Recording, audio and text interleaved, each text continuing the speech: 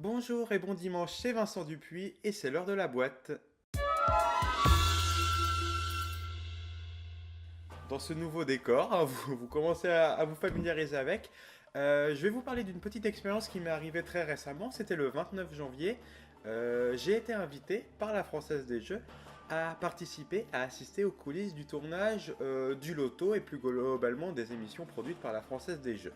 Alors pour vous remettre dans le contexte, au tout début du mois de janvier, je reçois un mail de la Française des Jeux m'invitant donc à une rencontre client pour me permettre de découvrir la Française des Jeux, ses coulisses, son fonctionnement, ses méthodes de production, comment ça marche un tirage du loto et découvrir l'environnement. Et en plus, c'était aux frais de la princesse, donc c'est vous qui m'avez offert ce voyage, donc ceux qui payent des impôts, je vous en remercie chaleureusement, c'est grâce à vous que j'ai pu vivre 24 heures exceptionnelles. Donc forcément, moi ça m'a intéressé tout de suite, je prends un jour de congé, je demande si ma compagne peut venir, elle a pu venir, je demande si je peux filmer, je peux filmer, donc me voilà, le 29 janvier, invité par la Française des Jeux. Là, à ce moment-là, on prend le train. Le train offert depuis Poitiers, depuis chez moi, le train offert par la Française des Jeux, jusqu'à Paris. Ah si, il y a eu un truc que j'ai eu à payer, c'est les tickets de métro, mais bon, ça va. Le métro, en plus, j'ai reçu un mail quelques jours avant m'indiquant comment faire pour aller de la gare jusqu'à l'hôtel, donc ils m'ont tout indiqué. À l'hôtel, on arrive, on me donne la clé. Euh, vous verriez la chambre, enfin vous la voyez, la chambre d'hôtel qu'on a eue, elle coûtait cher. Hein. Franchement, j'aurais pas pu me la payer à moi tout seul, ni même à deux avec ma copine. C'était vraiment un hôtel, c'était un hôtel 3 étoiles. J'ai pas retenu le nom, je pense que je vais l'indiquer quelque part. Et puis il y avait le petit déj offert en plus, c'était cool. Donc ça, on est arrivé le lundi à 16 h. On avait rendez-vous à 18 h 45 au siège de la Française des Jeux. Donc à 18 h 45, on était devant. À ce moment-là, il y a quelques membres de l'équipe de la Française des Jeux qui se présentent, qui nous font présenter du coup qui sont-ils et les autres invités, les autres clients de la Française des Jeux. À ce moment-là, on est tous séparés. Donc au début, je suis avec ma copine et je comprends pas. Je fais mais pourquoi il me l'enlève. Je me retrouve face à une demoiselle de la Française des Jeux qui me pose justement des questions sur qui je suis, sur mes passions, sur pourquoi je suis là, sur mon rapport avec le jeu, que ce soit le jeu de hasard de la Française des Jeux ou même le jeu en général.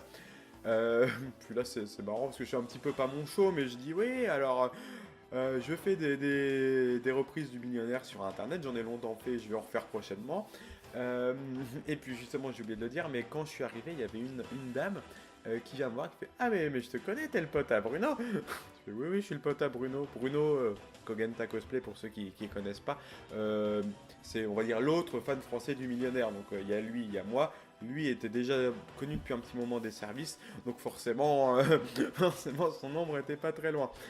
Mais voilà, donc je reviens sur mon truc. Donc là, on a eu ce petit, on va dire, ce petit questionnaire qui permettait d'apprendre à nous connaître. Je pense que pour le coup, c'est purement marketing.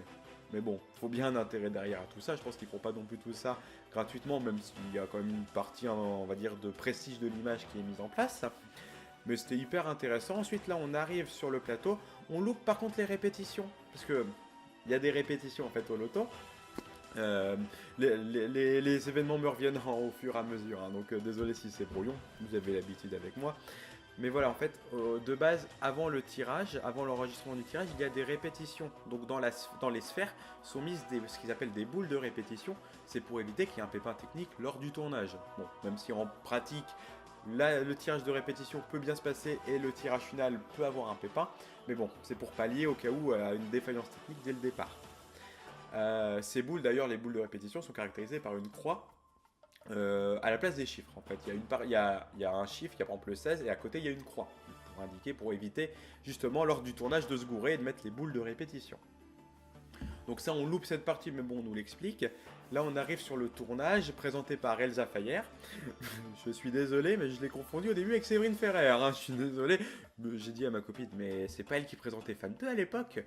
On fait si, mais si, c'est elle. En fait, non, pas du tout. Ça m'est revenu après, mais bon, c'était pas très grave. Donc là, on découvre le décor. Pas le droit de toucher aux sphères, pas le droit de s'en approcher trop pour des raisons de sécurité. Même si en pratique c'est très compliqué, en théorie il est possible, on va dire, de la fausser. Même un accident peut glisser et faire tomber la sphère, donc je pense voilà, ils évitent tout risque. Mais j'ai quand même pu m'en approcher d'assez près pour pouvoir les contempler. de me balader un petit peu sur le plateau, de voir les lumières, les machins. Il faut savoir que le plateau du coup que vous voyez en illustration, c'était là qu'était à l'époque tourné Le Millionnaire, le Tac au Tac, enfin les émissions de plateau de la Française des Jeux étaient tournées là-bas. Il y a eu aussi Salut les Terriens qui a longtemps été tourné là-bas, les émissions de Mireille Dumas et les finales de koh. Donc pour koh, je sais pas si c'est encore le cas, mais ça a longtemps été filmé là-bas. Bon, déjà je trouve que c'est un plateau immense juste pour le loto, parce que les sphères sont pas grandes, hein. Vous les voyez à la télé, puis elles sont hautes hein, en taille, puisqu'ils les ont mis sur un piédestal, mais en taille c'est gros comme ça, quoi.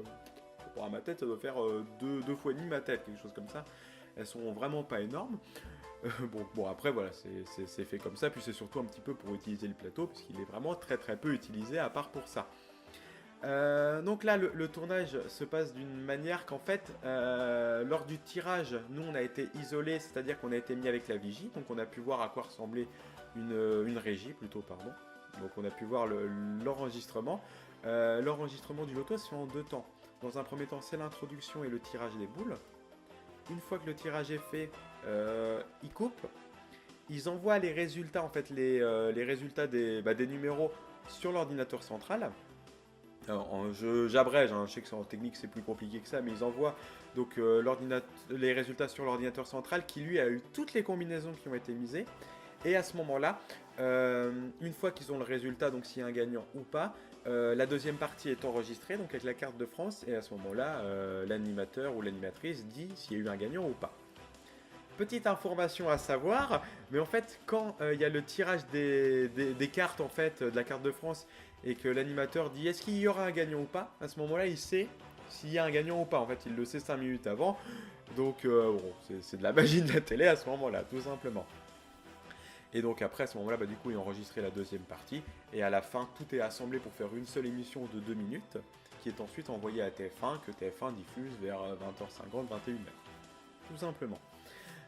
Ensuite, on a été emmené sur voir le plateau de l'Euro-Million.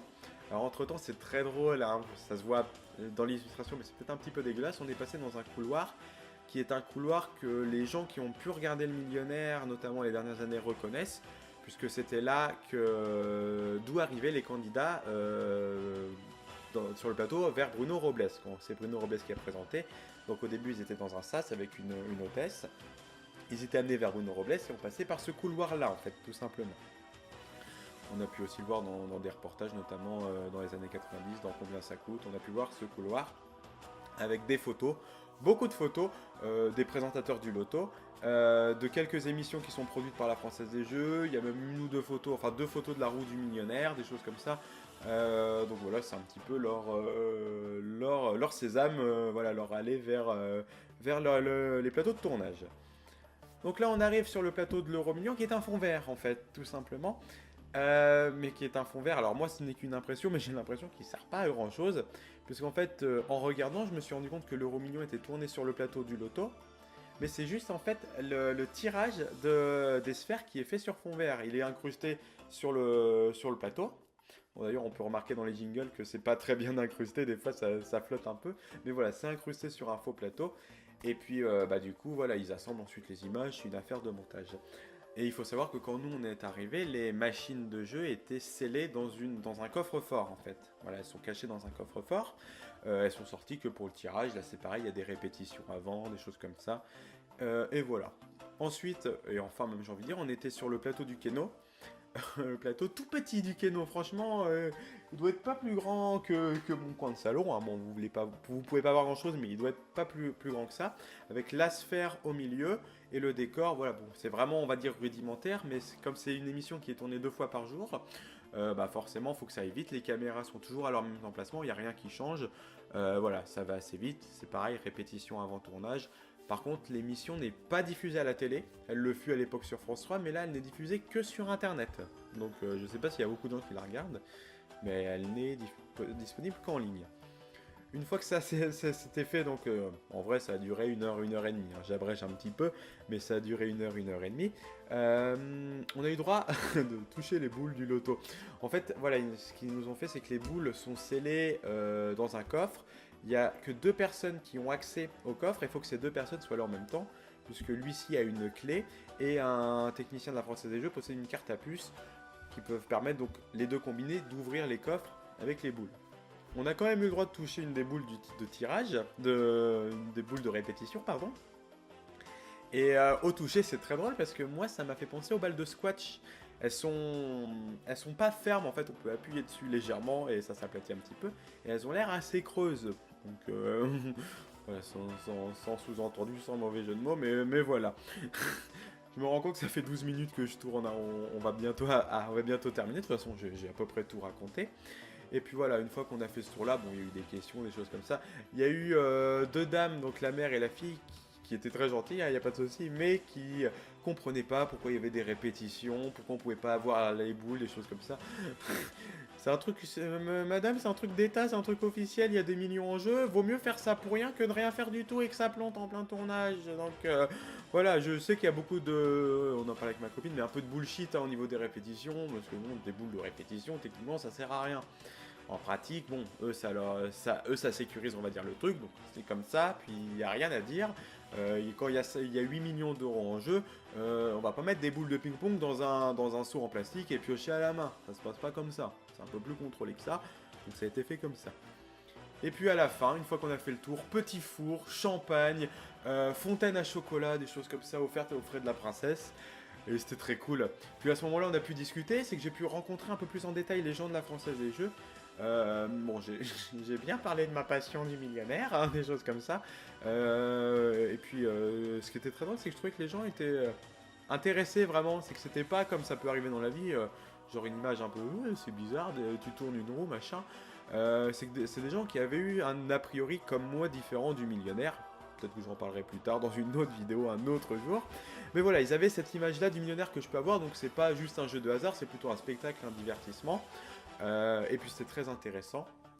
Et je les ai aussi tannés pour qu'un jour, j'espère, je puisse accéder, comme mon cher ami Kogenta, à la vraie roue du millionnaire. Et croyez-moi qu'un jour, je tournerai la vraie roue du millionnaire. Je me le suis juré, je trouverai un moyen de le faire, je m'en fous. Quitte à aller stalker devant le cabinet de la Française des Jeux pour y accéder. Mais je m'en fous, je veux un jour tourner cette putain de roue du millionnaire et je la tournerai. Et je vous en ferai une vidéo, comme ça au moins vous serez au courant. Voilà, donc on va s'arrêter là, je pense qu'on a assez parlé pour aujourd'hui. Si vous avez par contre des questions, des choses que je n'ai pas abordées, n'hésitez pas à me le dire en commentaire. Je vous répondrai à ce moment-là. Peut-être qu'un jour je referai une vidéo réponse à ce moment-là, on verra. Mais un jour, je ferai une vidéo où je vous montrerai la vraie roue du millionnaire. C'est promis, enfin... J'espère. Si la FDJ regarde cette vidéo, je voulais aussi, je ne l'ai pas fait, énormément les remercier pour ces 24 heures incroyables qui, moi, dans cette période de vie de transition, m'ont fait un bien fou. C'est vraiment une belle parenthèse. On a pu aussi sortir à Paris et Paris la nuit, c'est vraiment magnifique. Et c'était vraiment génial. Je conseille à n'importe qui peut faire ce genre de visite d'y aller. C'est vraiment pas compliqué. Vous leur envoyez un message sur Facebook. Ils ont une liste, hein, de ce qu'ils m'ont dit, ils ont une liste en fait, voilà, de gens potentiellement intéressés. Peut-être qu'un jour ils vont vous envoyer un mail et vous inviter à découvrir les tournages de ces émissions. Et c'est vraiment hyper intéressant. Donc vraiment allez-y, si vous avez l'occasion, n'hésitez pas. Je vous fais de gros bisous, je vous donne rendez-vous dans 15 jours pour une nouvelle vidéo sur un nouveau format, encore une fois. Passez une bonne quinzaine, un bon dimanche et à la prochaine. Salut à tous.